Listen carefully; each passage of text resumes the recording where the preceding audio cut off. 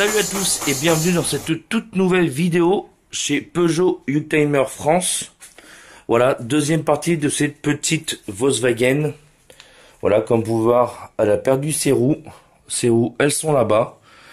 On va faire un petit point sur ce qui a été fait déjà et ce qui n'a pas été fait.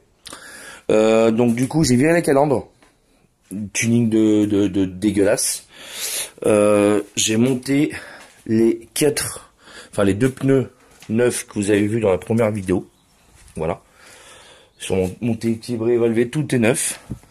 J'ai monté ça au travail, comme vous avez pu le voir en début de vidéo. Donc voilà, c'est du premier prix en marque A+, en 205/55 1691V. Donc voilà. Bon, j'ai essayé un peu de les nettoyer à l'intérieur. Bon, je les ai plus nettoyés que au Karcher.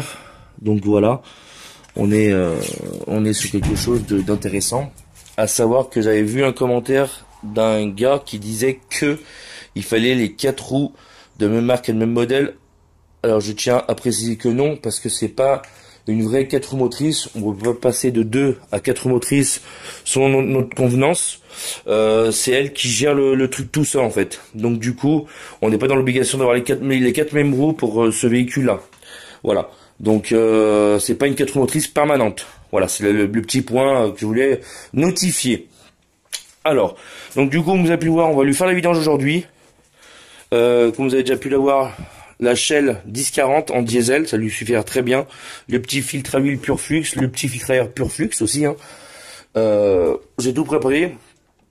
Je vais même acheter bouchon de vidange tout neuf avec le joint, histoire d'être sûr. On va tester la batterie. Mais bon, je pense qu'avec le froid qui fait par chez moi en ce moment, on est plutôt sur quelque chose d'assez tendu. Du 19 à cliquer et plat, on sait jamais. Donc là, on va lui faire un petit test de batterie, voir sa batterie dans quel état elle est. Je pense que je vais devoir la démonter. À mon avis, je vais devoir la démonter parce que elle ne m'a pas l'air d'être bien en pleine forme, cette batterie.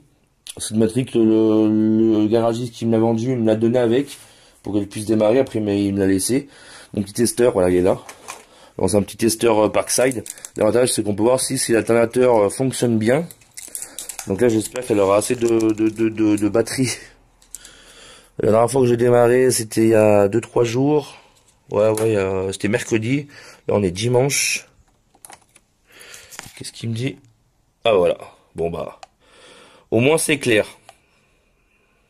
Donc la batterie elle est morte. Donc là à mon avis la centralisation fonctionne. Mais pas... Là à mon avis si je la démarre je vais juste lui faire plus de mal qu'autre chose. Donc là à mon avis le froid a victimisé la batterie. Donc ça sert à rien que j'essaye. Pourtant la centralisation fonctionne, je ne sais pas où sont les clés. Bah elles sont là. Bon, après il reste toujours assez de jus pour que ça fonctionne quoi. Donc je vais pas faire le crasseux à tout dézinguer. Alors petite chose que j'ai vue qui était assez marrante sur cette voiture. Bon, comme vous pouvez voir, j'ai déjà tout démonté. J'ai aspergé de dégrippant parce que là je vais essayer de faire ça tout démonter. Regardez. Des essuie-glaces Renault. En plus ils sont même pas de la bonne taille. Donc j'en ai commandé d'autres. Donc là j'ai passé ma première commande de pièces pour cette voiture. Je vous en ferai une vidéo dédiée pour vous montrer bon elle se ferme toute seule parce qu'on a pas ouvert les portes, hein, ça c'est habituel. À peu près tout ce qui est changé. Mais bon, vous vous doutez bien, tout ce qui est freinage et train avant, ça va être fait. J'ai acheté aussi une autre petite chose avec, je vous en ferai une petite vidéo. Donc voilà. Bon, bah du coup, je vais démonter la batterie. Parce que la batterie, elle est morte. Je vais démonter la batterie pour que je puisse la charger à la maison, voir si elle est rattrapable ou pas. Ou ça, s'il va falloir que j'investisse dans une nouvelle batterie. Voilà. À savoir que, oui, effectivement, ce moteur aurait, selon ce que le garagiste m'avait dit, aurait 75 000 km, il aurait été refait à neuf. Enfin, le bloc en lui-même aurait été changé à 200 000 km. Voilà.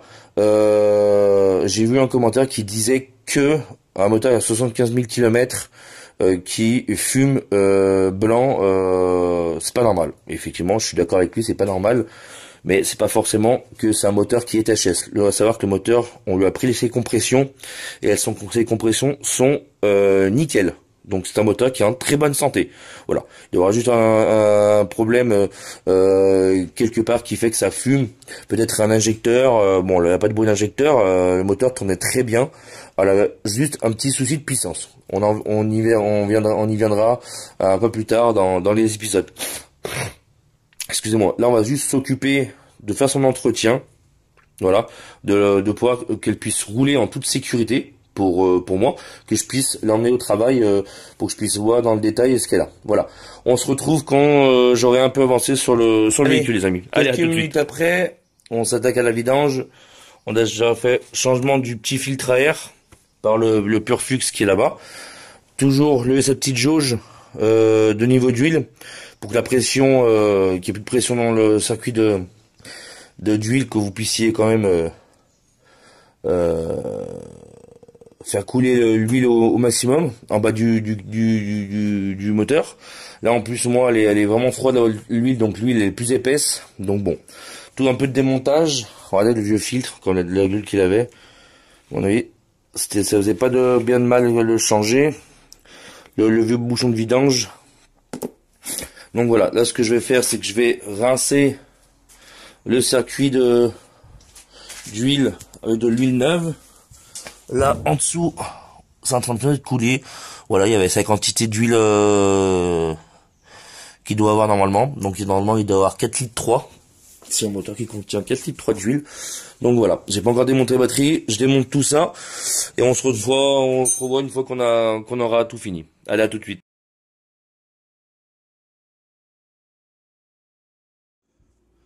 Bon les gens, la batterie elle est enfin sortie, son petit filtre à air. On a pas mal avancé sur la petite Golf. Voilà, tout est sorti.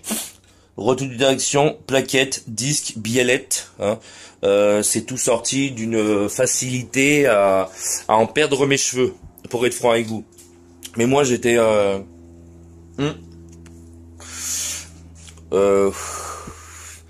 on est quoi, une petite demi-heure... On est une petite demi-heure après.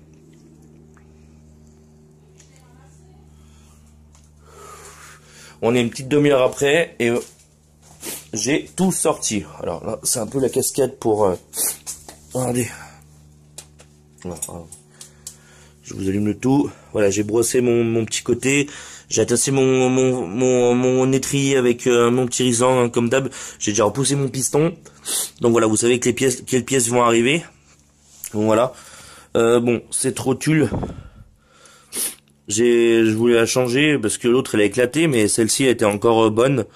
En plus c'est du Febi. Bon, c'est pas grave. Hein. Sur les rotules, moi je les change toujours par paire. Voilà.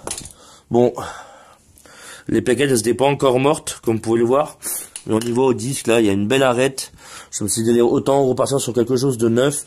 Et le pire, c'était la biellette. Elle est là, la biellette. Hein. Regardez, là, vraiment, le soufflet, il est bon. Mais c'est l'autre côté. Elle était carrément éclatée au sol. Hein. Il n'y avait même plus de graisse.